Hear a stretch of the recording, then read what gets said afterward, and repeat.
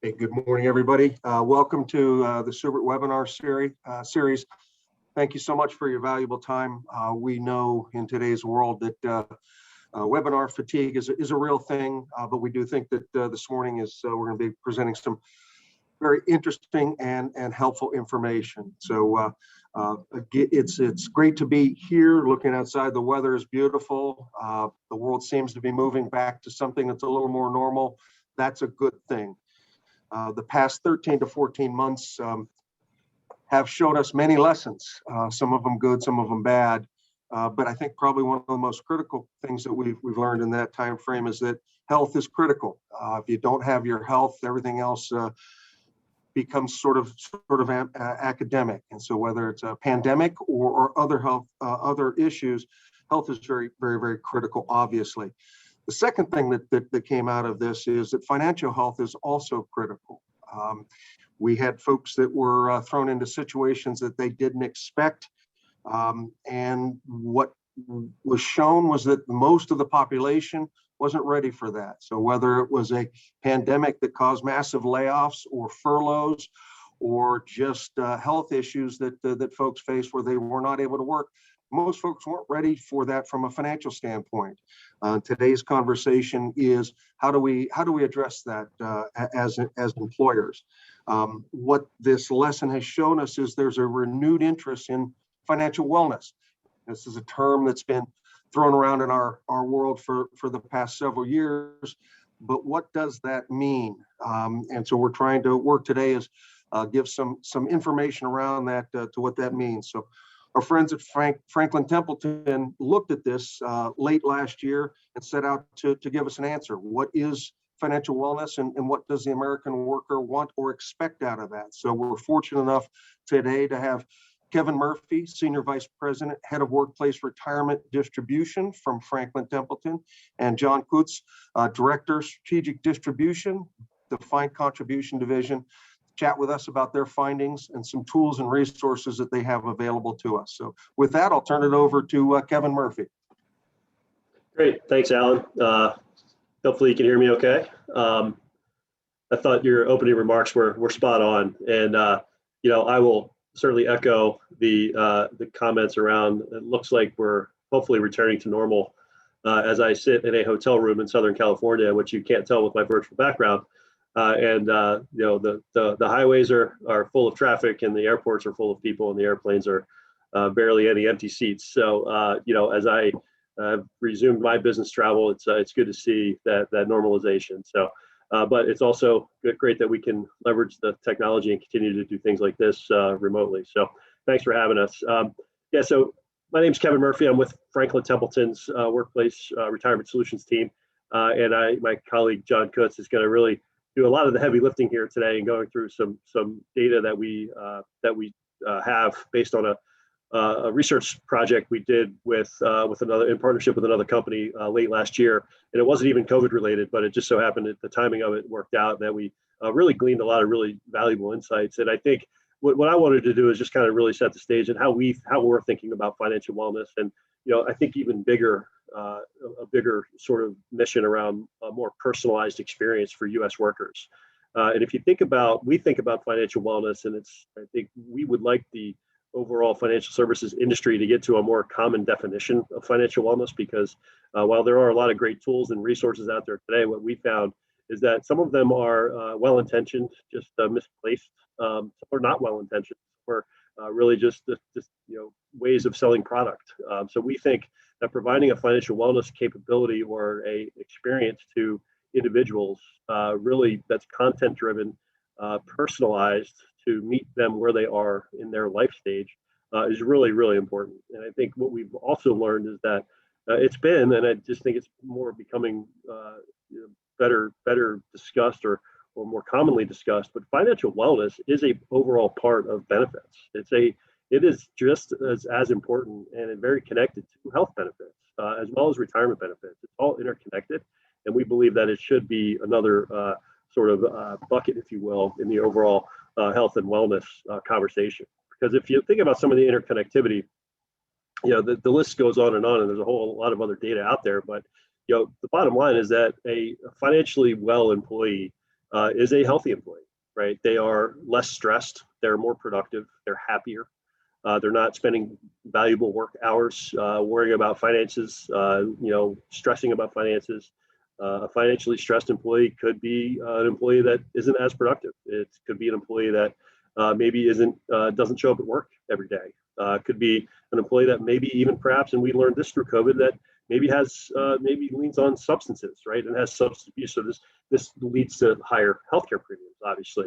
And then on the tail end of the career, a financially stressed employee, one that's not prepared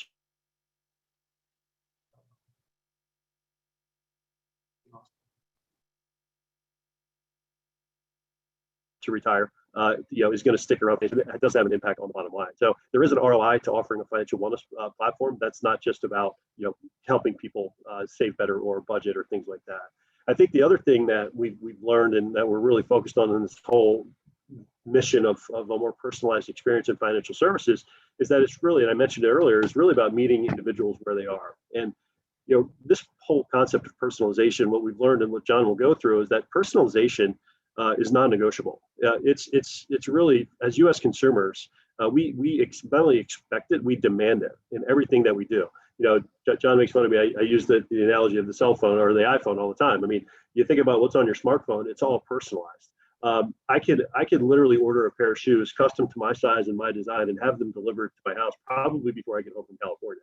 I mean, there's just personalization in every facet of our life. Yet we in the financial services industry, we haven't done a really good job at personalizing really the experience. So I think we're really on that mission, that we want to provide a more personalized experience because that is the expectation of the worker. And we view that delivering it through the workplace is really the most effective way, and driving that engagement through the workplace, because that's really the expectation of the employee. And that's really become the epicenter of their financial life. They turn to their employer for help with those things. And the last point I'll make before I hand it over to John is that we are retirement services providers, right? We are in the retirement services industry. We have goals and are accountable to selling retirement plans. And that is and raising assets. But really, it's about more than just retirement now. I mentioned it earlier. It's about meeting the worker where they are in their life stage. So, and this ties back to Alan's comments as well. And COVID taught us a lot about this. That maybe maxing out into a 401k plan or only saving in a 401k plan is the right strategy for everyone. Maybe it's my first savings dollar should go to an emergency savings account. Maybe that's the first dollar, because an emergency savings account is that rainy day fund. And we hear more and more employers, in fact, probably more than 401k, is more and more employers are looking to establish an emergency savings account that's payroll deduct, that's easy for an employee to set aside money for that rainy day fund. Health savings accounts are another one. Is it a high deductible plan? Do I want to use a health savings account to not only pay for my current medical expenses, but do I also earmark dollars for my future medical expenses in retirement? And do I do that instead of my 401k or in addition to my 401k?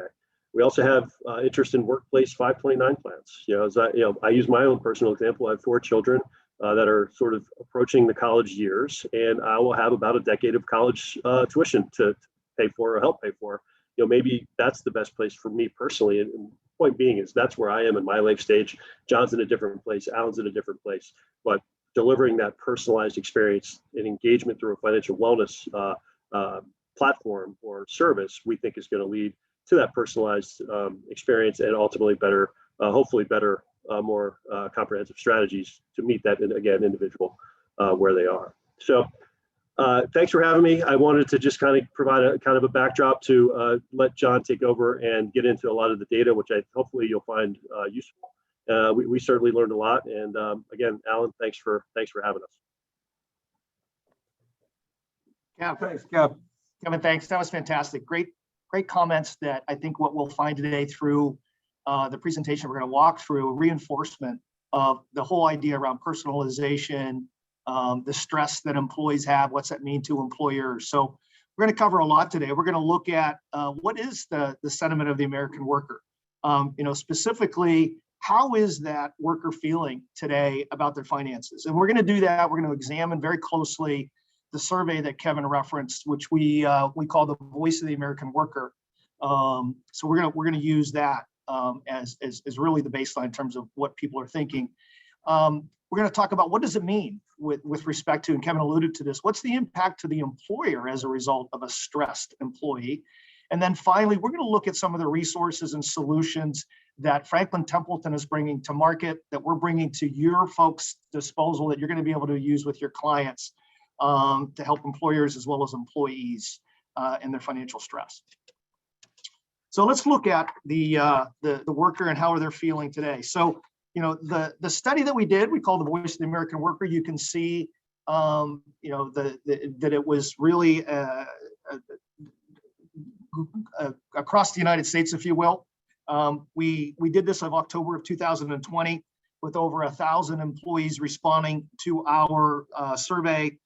We did this with the Harris poll, helped us with this study. And then finally, one of the criteria that we wanted to make sure is that when we spoke to folks, all of them had some type of retirement savings. You can see on the slide, the bulk had 401k at 61%, but we wanted to make sure that we did engage those folks that had some type of retirement savings. What was our goal of this survey? We were trying to uncover how workers are thinking about not just their short-term, but also their long-term benefits. What's important to them, and how would they prioritize those benefits? And then lastly is where financial health falls in terms of priority versus when you think of other types of mental as well as physical health. Where's this financial health? Where does it rank in terms of importance to employees? The results are very striking, candidly. The way people think about retirement is changing. To what Kevin had said, it's really a personalized experience. It's not like what our parents and grandparents thought of. You know, you get the golden watch at the time of retirement and you set off and collect your Social Security, right? It's different today. Financial health in relation to physical and mental health has surprisingly an equal priority with workers. So it's not just around physical and mental health, which most of the employers serve. It's also about financial health, excuse me. And how can employees play an important role in helping with employees and improving their overall well-being? So we gleaned a lot of information from the survey, and we're going to go through each of these in a little bit more detail. So let's examine the first key finding. As Kevin alluded to, the definition of retirement is certainly changing. It is not viewed as a one-time event, and it's not a one-size-fits-all experience. It is absolutely personalized, and there's no single path to retirement. As you can see, retirement is highly personalized. It's about, and Alan alluded to this, it's about financial independence. You know, people that feel independent financially feel to be more empowered. So what's it mean? As a financial services industry, as Kevin alluded to, we have to evolve our solutions so that we can deliver to employees a more personalized approach so that the individuals can achieve this financial independence goal. So this slide's helped to reinforce the survey's second key finding, and that is financial health is nearly as important to employees as physical and mental health. You can see there's very little dispersion between the three, and that 80% of employees' finances are considered to be part of their overall well-being. So we need to start to think about financial health in a similar way as physical health and mental health in terms of how that gets delivered to employees. So physical health, mental health, financial health, they're all integral, and certainly they're intertwined. 86 of respondents to the survey said saving for future gives them peace of mind today. So activity today, action today has a longer term benefit and meaningful thoughts to employees. And as you can see on this slide, the importance of physical, mental, and financial health are certainly on par. However, employees feel the least in control of their financial health. And I think that's what we've experienced through the COVID, through the pandemic, and even before that, is that people don't feel that they have control over their financial health. And the reason for that is that its employees find information specific to financial health and guidance very difficult to get. It's very cumbersome for them. Clearly, this slide, in my mind, with these statistics, certainly reinforces the need for improvement with workers in terms of how we deliver financial health and guidance. So with improvement, I asked the question, what would this improvement really look like? Our third key survey finding would say that there's a high percentage, roughly 70%, of workers would like, if you will, a Fitbit type solution, whereas everything is located in one place and easy to access and easy to get to, as well as perhaps a well-being coach, right, which would help to optimize well-being in the areas of physical health, mental health, and finally financial health. So the familiar place where workers are seeking this health, I think, as Kevin really did a nice job alluding to, is their employer, right? It's no wonder when you think about that, historically, it's been the employers who have offered benefits to address both the physical as well as mental health. But the reality is, heretofore, it's not been a place where employees have actually delivered financial health solutions. So today, as we know, employers offer to their employees health and life insurance, retirement benefits, oftentimes in the form of a 401k plan. There is a huge opportunity for employers to also offer employees comprehensive financial health planning tools as listed on this slide. In reality, most employers are not offering financial health planning tools because of one of two things. We've heard that cost tends to be an obstacle, and we're going to talk a little bit about our solution from Franklin Templeton, how we're going to overcome that obstacle. And then secondarily, just general awareness of employees that there are financial wellness tools and solutions that are available for them to leverage. Employees turn to their financial advisor to seek out these solutions in absence of getting it in the workplace, or frankly, and which is mostly the case, is most do it alone. They go alone, and with very poor outcomes, if you will. So the information on this slide, I believe, helps to reinforce employers' desire for long-term benefits.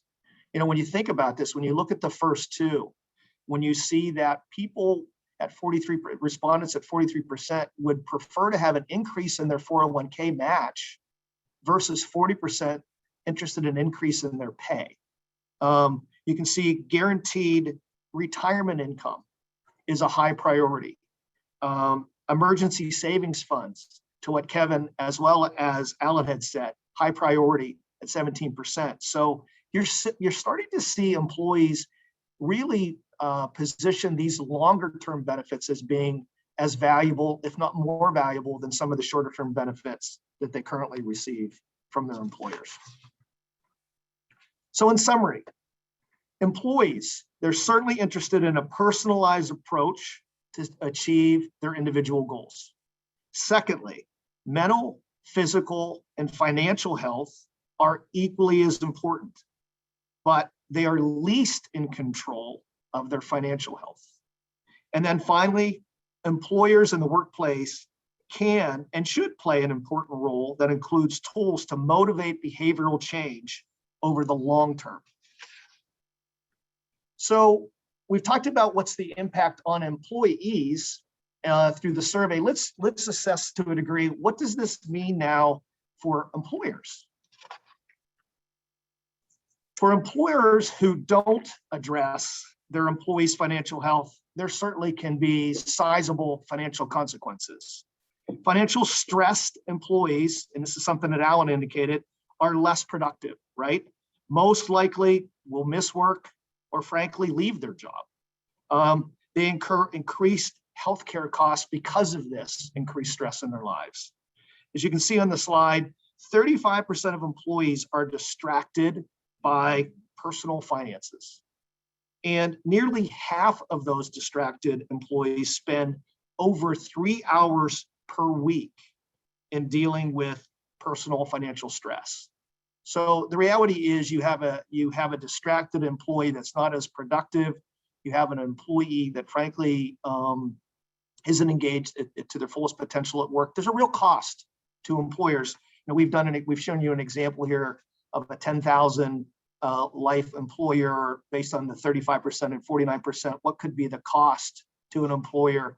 If you were to account just for one of those 3 hours, you could save $2.4 million per year in cost. So it's real dollars that's affecting companies as a result of this distraction related to financial stress. So let's take a quick look at what's been the impact of COVID-19 and the pandemic. On this slide, you can see that 45% of respondees indicate that their finances have been a work distraction. And think about that. That's a fairly sizable number when you think about it. Nearly half of the population have been distracted because of finances during the pandemic. 72% indicate that they would be attracted to another company that cares more about their well-being than their current company. And then finally, as you can see, which is really alarming at the bottom, 57% have avoided medical care because of the costs associated with treatment. And it would be difficult to calculate what these costs would be to an employer as a result of, but needless to say, fairly meaningful costs to an employer as a result of what's happened in the pandemic. So to the extent that an employer is going to roll out some type of a financial wellness program to their employees, you're going to have to measure. We would encourage employers to measure what's that payback in terms of the investment that they're making to help their employees get better on track with financial wellness. You can see a number of both qualitative and quantitative measures on this slide that could be tracked to get a sense of how well the financial wellness program is actually working. I think the slide does a really nice job of listing those key measurements, frankly, that employers should assess in evaluating their financial wellness program. So now we're going to pivot. We're going to talk a little bit about what Franklin Templeton, how we're coming to market, what we're offering Alan and his team, and we're offering the folks at Seubert in terms of financial wellness that you would be able to position with your clients. We're very excited about what we've done. I've had a chance to be in front of a number of different financial advisors across my footprint, and the feedback in terms of our offering, it's been very positive because it's so robust and so easy to navigate. So let's take a look at financial wellness programs. And this is really what Kevin had alluded to. When you really think about financial wellness, it's where the employer tends to be the hub and provide the solutions to help improve employees' financial health, right? So you can see on the slide, and this is the point that I always like making to financial advisors. They're the ones that are uniquely suited to be able to deliver all of the solutions on this page, because when you think about a financial advisor, he or she is the only one, when you compare it to all the other benefit providers, that is actually facing off and having conversation with the end individual, the plan participant. From an insurance perspective, mostly that stops at the employer. But with the financial advisor that's engaged in retirement services, they're the ones that have an opportunity to really discuss all of these benefits that are listed on this page. A trusted financial professional is going to help employers identify the following. They're going to help them understand what solutions make the most sense for that employee base. They're going to help them understand which programs offer personalization, programs that are cost effective, programs that are portable. One of the big issues that we've seen in this industry that financial wellness solutions tend to be placed at the retirement provider level. We believe, although well-intentioned, those solutions should really be placed within the financial advisor's ecosystem so that you can apply that solution across any and all record keepers. And then finally, what solutions do more than just provide online education? It's one thing to provide and help with financial literacy, but the other thing is how do we then create the connectivity on the back end to help individuals, as Kevin alluded to, with actual solutions, whether it's employee savings, whether it's debt consolidations, whether it's student loan repayment, whether it's 529, whether it's Social Security optimization. How do we take our platform and then integrate it on the back end so that we can actually provide solutions to help people with their actual issues? So what we've created is a program by the name of MyFiGuide, My Financial Independence, if you will, guide. We've rolled this out to our client base, to our financial advisors, effective in March. This is a program that provides interactive portal. It's an interactive portal that provides articles, courses, infographics, webinars that deliver personalized financial wellness to enrollees. The backbone of our site is artificial intelligence that suggests content and learning based upon my interaction with that site, as well as a financial checkup that I complete when I first enroll in MyFiGuide. MyFiGuide is driven by our partner, Enrich. Enrich has over 600 partner organizations, as you can see on the slide, such as schools and financial institutions. They've been involved in electronic and digitized learning since 2009 with its sister company by the name of iGrad. Enrich works with over 20,000 companies today and has over 2 million participants that are part of this ecosystem, that are part of this program. So at this point, I'm going to share with you a brief overview that we created on MyFiGuide that you'll find, hopefully, will give you a better sense of financial wellness, what's it mean, and what is our solution that we're bringing to market, that we've brought to market. So with that, we're going to play the video.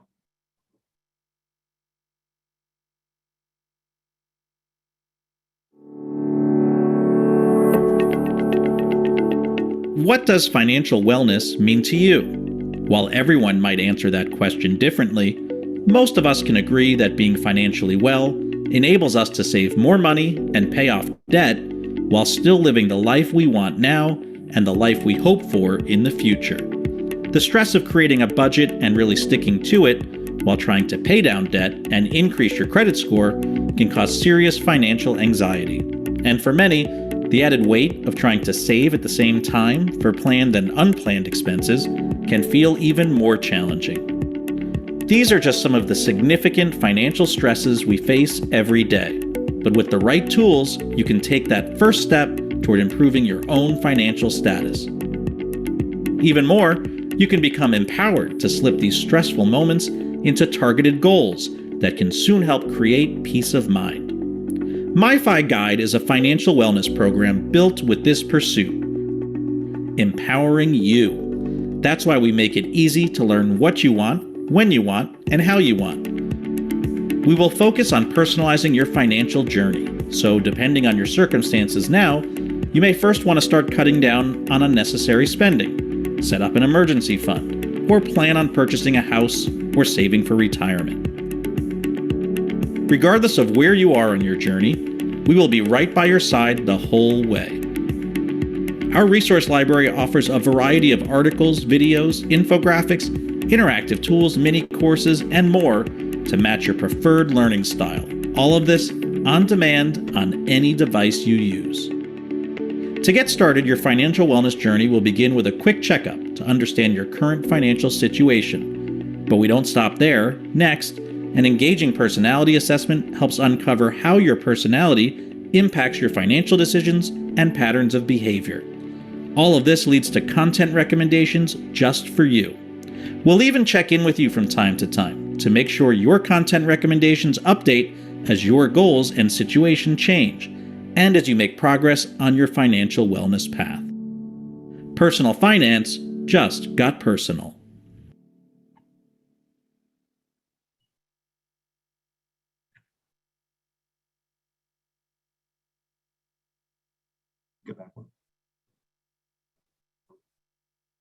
Okay, great. So I'm going to close. I just want to say thanks. Thanks for your time today. to provide me with the opportunity to discuss with you the important opportunities employers face today. Opportunity to address the financial well-being of their employees, as well as in turn improving the bottom line of their businesses. So on this slide, you can see a number of the resources that we've created that you folks can leverage in discussing this opportunity with your clients. With that, Alan, I'm going to turn it back to you.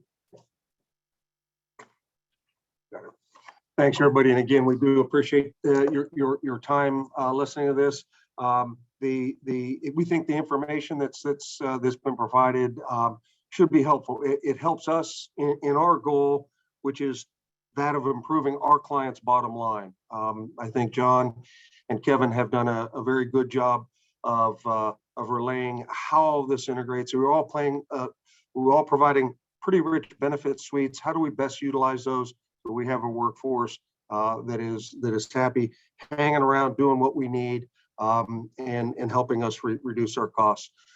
We did have one question that come in. I'm going to turn it back to John real quick on that. He says, "Good looking tool, but what's the cost for this?" Well, Alan, thanks.